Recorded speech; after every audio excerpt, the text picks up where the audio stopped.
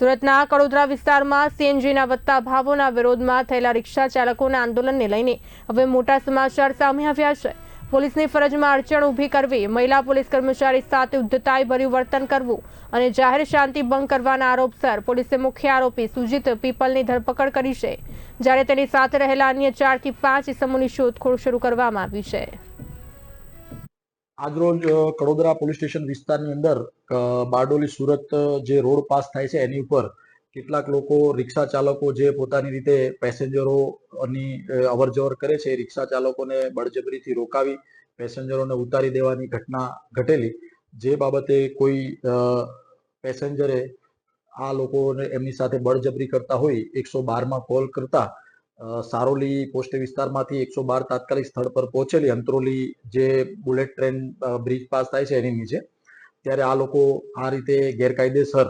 જે રિક્ષા ચાલકો નીકળતા એમના પેસેન્જરોને ઉતારી દેતા અને રિક્ષા ચાલકો જે નિયમ મુજબ ભાડા ભરે છે એમને હેરાન કરતા હતા, જેથી જે 112ની ટીમ આવેલી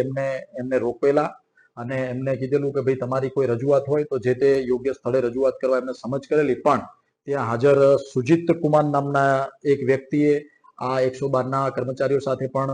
મગજમારી કરેલી અને કાયદો હાથમાં લેવાની કોશિશ કરેલી છે, જે બાબતે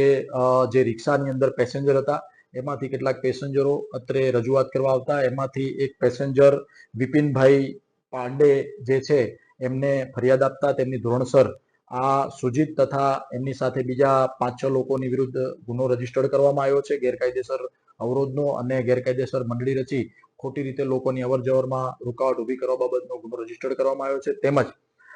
જે 112ની ટીમ આવેલી એમને પણ ફરજમાં રૂકાવટ ઊભી કરેલી હોય તે બાબતે અલગથી એક FIR રજીસ્ટર્ડ કરવામાં આવી છે અને આ જે સુજીત કુમાર છે તેની ધોરણસર નિયમ મુજબ